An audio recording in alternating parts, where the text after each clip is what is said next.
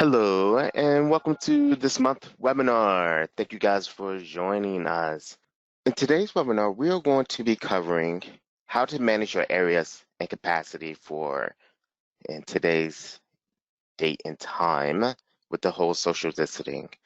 So we're going to try to talk about and hopefully spark up ideas and other things I've seen at a few parks. I have actually visited some of our local parks, and I've seen some of the things that they have done to try to help fight, the whole social distancing.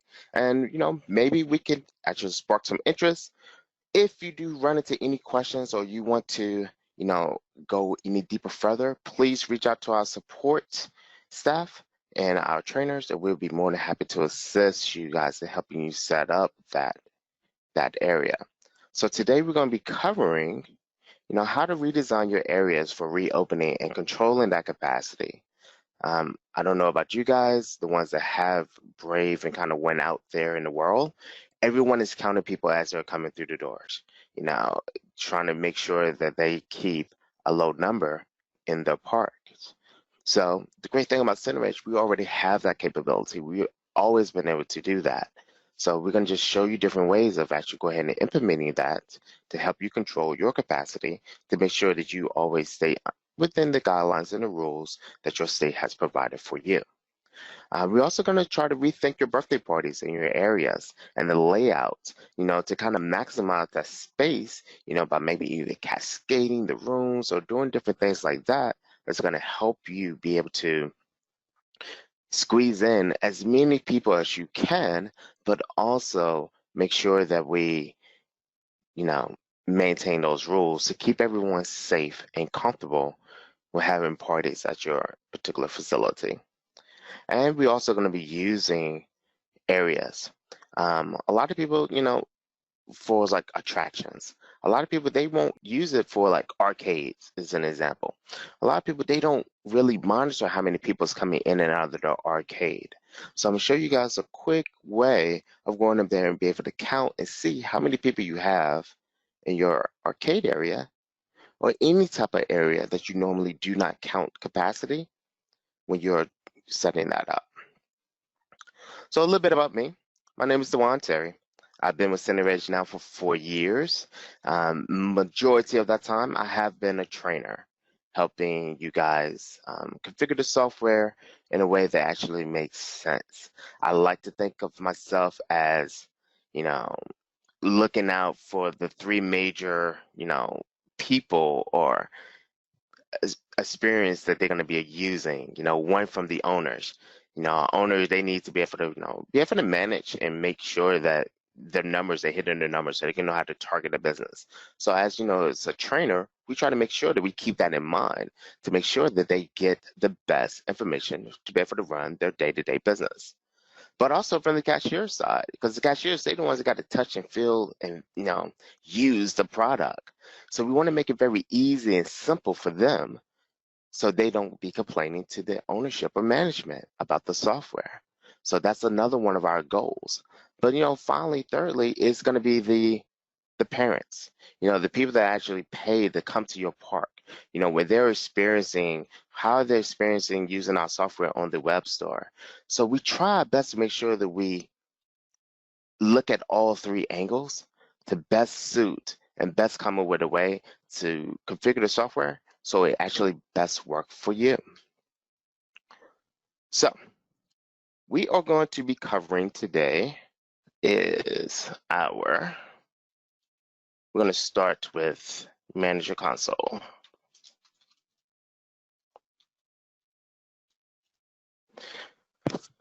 So first in areas, we're going to go into capacity, or maintenance capacity, and our areas.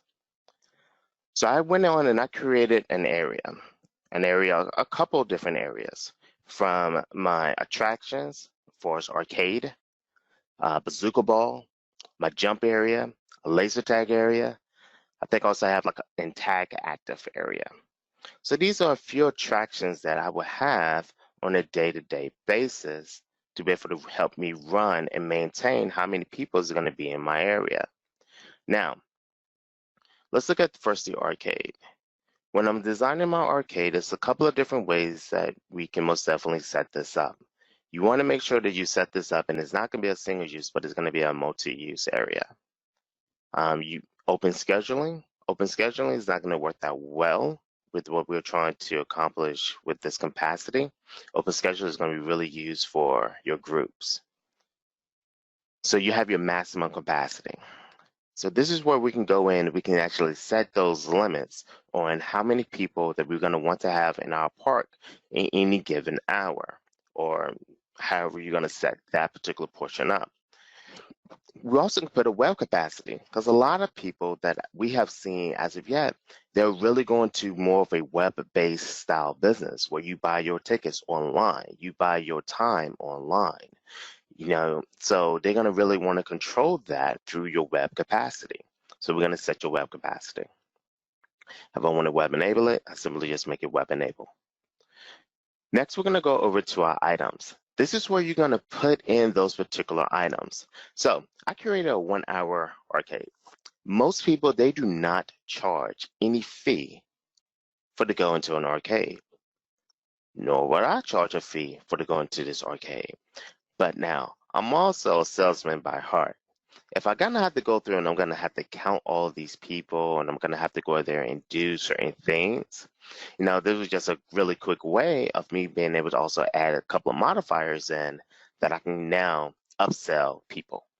I gotta count you anyway. You're coming through, you're gonna talk to me face to face.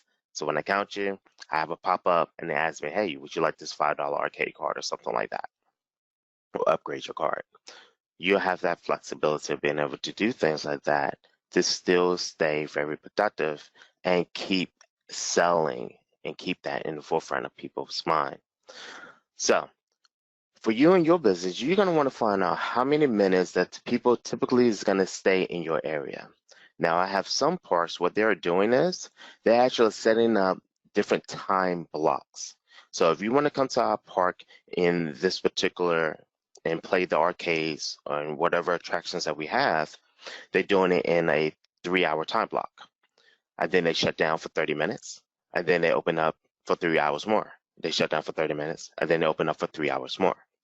So if you're going to do something like that, we can just go ahead and adjust the minutes of time that you're going to want to have your park available for them to be able to use and come into your park.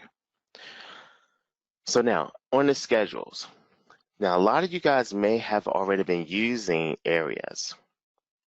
And now when we start looking at like our time blocks, the time blocks may not actually really work for us. Where we may have been using like a 30 minutes time frame type deal, or you just come in and you just buy time. What a lot of people are doing is, so I'm gonna show you. You're gonna want to go ahead and you want to put an end date. Let's talk about this. So you have your start dates, you have your end dates. Anytime that you're gonna go ahead and you're gonna be adjusting an area capacity. If you have sold a ticket in the past, in the present, or in the future, the software is not going to allow you to go out there and just change the schedule if someone has already bought a ticket in that particular area. So the best, fastest, quickest way for to go over there and adjust your schedule is go ahead and put an end date. I'm going to put an end date of yesterday. Now, if I hit this validate, it pops up and it's going to give me these errors. Hey, you cannot actually do that because somebody bought a ticket on the 28th, which was today. So the way that I have done this in the past that has made it really simple and easy for me, I just go up and I'm just going to copy this schedule, and then I go in and I just change and I put a date in. So from the 28th through the 28th. So now if I hit validate changes, it's going to allow me to validate my changes. So now if somebody has bought tickets in the future, I can do the exact same thing. I can go in and I can go ahead and still honor the time that they have already pre-bought those tickets. That also gives me a chance to go ahead and reach out to those individuals to explain that our new times and our new rules for its guidelines, and we may need to adjust and allow you to reschedule those events for those particular days. But now I can come in here and I can go ahead and just create a brand new schedule starting today until whenever we may feel as though this pandemic may be over. So I'm going to make a schedule until the 30th. So I can come in now to my time blocks and I could say, you know what? I want my time. So I'm going to do everything in a 2-hour increment. We're going to open up on a Sunday at 9 o'clock. So I'm going to just right click on 9 o'clock and then add my time. Then we're going to close for 30 minutes to do like a deep clean. And then we're going to open back up at 11:30. And I can do this throughout my day. Once I have my schedule in place, if this is a schedule that I know I'm going to be used on multiple days, I'm a huge fan of the whole copy and paste type scenario. So I'm just going to copy those days until the rest of my week. Now, if you guys do run into any type of questions, I have some of my other trainers, they are on staff and they're going to be answering those questions. Please feel free to reach out and actually ask those questions if you guys do run across something. If it's a really great question, they'll go ahead and buzz it in and I'll see, can I go ahead and answer it for you as well. So now I have my schedule in place for my arcade, which this is going to give me time to clean. I can now manage. I'm only going to have 100 people in each of these time blocks accordingly. Now, I can also use this same type of scheduling inside of my party rooms. I can use these same type of schedulings for my birthday parties and events. Now, a lot of people, they allow people to go in and have questions like, so we're going to go ahead, we're going to add our tag active and we're going to go ahead and build a couple of events. So I have a birthday party, my task party, and let's say in my task party that I'm going to be jumping, and then, I have, my party rooms where I can go into each of my party rooms. So what we have been doing is seeing a lot of people do instead of, especially when they give you a choice. So you have a choice of your jumping, arcade, tag active or bazooka ball or whatever those attractions that you're going to want to make and build. It's going to be a lot harder for the software to go there and schedule your parties and events for you if you use a modifier to be able to just pick and choose which events that you're going to want to go ahead and do. We're going to want to try to stay a little bit more proactive and be able to have your events, which is going to be more work on the back end, but it will actually help everyone know exactly what and who is in the park at any given time. So versus me going in there and me just having like a task party and where you're going to pick and choose which events that you want, we can go there and we can just simply copy this task party. But I'm going to go there and I'm going to change it to like a laser tag, laser tag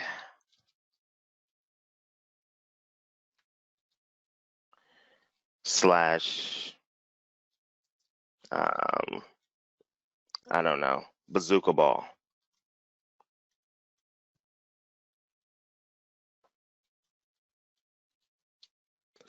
So now, with this particular party, I'm going to go ahead and I'm going to make it so that I'm going to lead the people to kind of go through that particular party. So if I book this particular party online, I'm going to want the software to go ahead and automatically not just pick my jump time.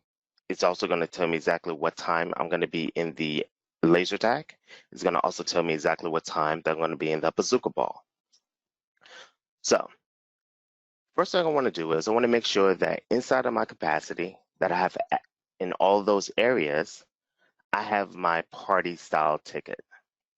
So I'm going to go into bazooka ball. I'm going to go into my items, edit, and I'm going to add my party bazooka ball.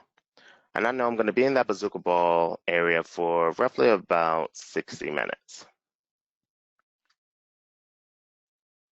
So I'm also going to go ahead and add my laser tag party. Okay, so once I add all of my party tickets, and the reason why I'm going to go ahead and add a party ticket inside of it, all of my party tickets comes with a $0 price. So I know that when it pre-books and pre-make everything, as I'm guiding people through, it's not gonna actually go there and charge them. That's why I had to go and create my own party ticket for you guys. So now I'm gonna go back into my event type, and I'm gonna go to my laser tag bazooka ball. I'm gonna come into my areas. Now I have my jump, and I also have my 60 minutes that I will be in a party room of my choice between 1 or 2. So what I'm gonna do is I'm gonna also come here and I'm gonna add. So let's say if I know I'm gonna be jumping first, and then I want to add another area, and let's say the area is going to be my bazooka ball. I can come here and I can actually select my party ticket. Now, my jumping, I'm gonna jump for 60 minutes. So I'm gonna offset this by 60 minutes because I wanna start my jump area, then I'm being bazooka ball. So now I'm also gonna go ahead and add my laser tag. So now whatever your party is gonna look like for you, I'm not 100% sure. You can tell us how you guys really want and how your parties are, and we can help you design so the software will pretty much automatically guide you through however your events are going to be. I'm just picking some things to make it happen. So if I'm going to be 60, then my bazooka ball is another 60 minutes. So that's 120.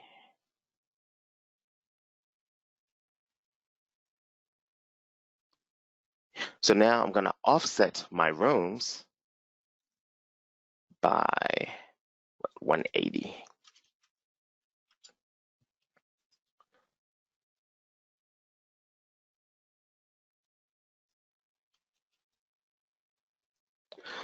So now in the software, if I was to choose a task party, laser tag bazooka ball type party, the software is going to automatically put me into a jump area. Once I'm in the jump area, and it's only going to highlight and it's only going to allow someone to be able to book these type of events, one, if you haven't already reached that capacity for those particular areas that you have already stated for. So I'd be able to go into my bazooka ball.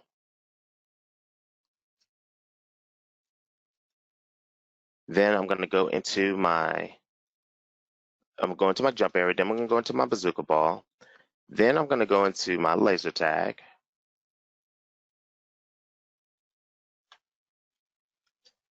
$180, and then I can go into my room.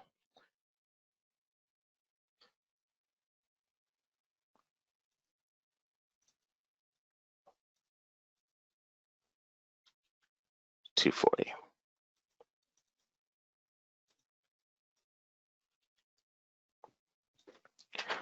So now you can really play with a lot of, you can play with your events, your groups, to be able to like kind of stagger them in a way to make the flow really works. Now, it is going to be a couple of things that you're going to want to make sure that you do so you can actually see all those changes on your web store. I mean, not on your web store, on the group side of things. So when you come inside groups, you're going to see your groups. You're going to go into setup, and then you're going to want to go into your calendars here. And inside your calendars, this is where you're going to want to go in and you want to create all of your party events. So you just add, you can add all of your areas. So I'm going to say arcade. I'm also going to add my bazooka ball, go ahead and do my jump area. So now that I have my calendar view, when I look at my calendar view, I'll be able to see all of my times for anything that I have in my particular areas. So a lot of people, they're also going through and they're doing what they're calling like staggering their times. And this has just been one of the best ways I have seen to be able to see it is by adding it to a calendar in groups and just be able to see, my 2 hours and whatever time blocks that I'm going to have on my calendar. So you can go in here, you can adjust your schedules so it can better fit as many people as you can maximize your space as possible. So other things that what we are seeing that a lot of people are doing is new waiver information about the COVID-19. If you are going to be incorporating new waiver information, please reach out to our support staff so they can go ahead and help you guys probably expire all of your old waivers. So with your new waivers, with the new COVID language that's going to be in there, everyone can actually sign a brand new waiver. I know that's been kind of big with a lot of parks. A lot of parks are making sure that they add that particular language inside of their waivers. So those of you that are using waivers, please reach out to support so they can help you get rid of all your old ones or expire all of your old ones. Not get rid of, but expire all your old ones. So you can go ahead and actually still be able to get everyone to sign a new one. Another thing that you're going to want to do is on your POS screen. On your POS screen, you guys may not even, the ones that never even use areas, setting up your areas is going to be pretty simple.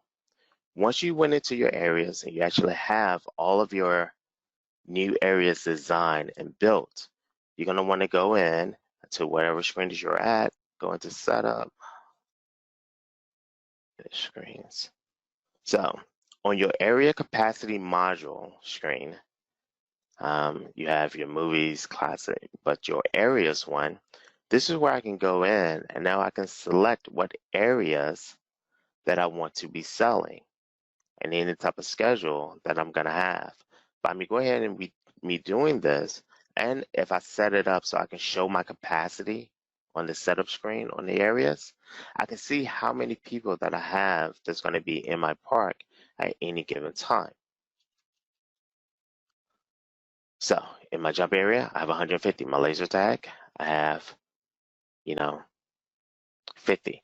But let's say if I know I'm going to be doing a laser tag at 130,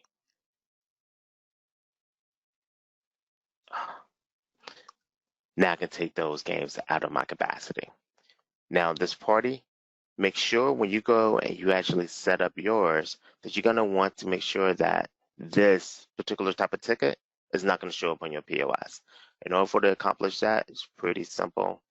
You go back in here, go to areas, laser tag, go into the items. So now I have my party tag, party ticket. I'm gonna make sure that I set that to a groups only. So it will not show up on the POS. I'm not a big fan of having anything that's a $0 ticket on the POS screen. So that is going to remove that for you guys. All right, so that is some of the biggest changes and ways that you can use your areas to really kind of control. Now on my, let's go back to the POS. Let's go into groups. POS. So my arcade, I'm going to clear that. My arcade, I don't charge anything to get into my arcade. So when I go in and I had that arcade ticket, like I said, it pops up and it asks me about the whole, hey, would you like a gift card type deal for $2.50 for $5? No, thank you. It's just going to make sure that I keep up with that area control. So anyone that comes through the gate, I'm just going to go ahead and just hit that. So now I know for the next hour or so that I have people, and I know how many people that's going to be in there. And I have a record of knowing how many people has been in my park. So hopefully this right here is going to help you guys figure out how and get you at least thinking of ways to use CenterEdge to be able to help you use this areas to be able to control and help you guys be able to reopen so you can feel confident that you're abiding by all the rules and you're not overcapacitating your area. So if you guys run into any questions, please feel free to reach out to our support. You also can book with Andy Rye. He's one of our trainers. He's an awesome trainer. He's been doing this way longer than I have. And he'll be able to actually help you guys set up your areas in a way that can actually best fit you guys and what you guys are doing. I do want to thank you guys for joining this month webinar, and we will talk to you guys soon.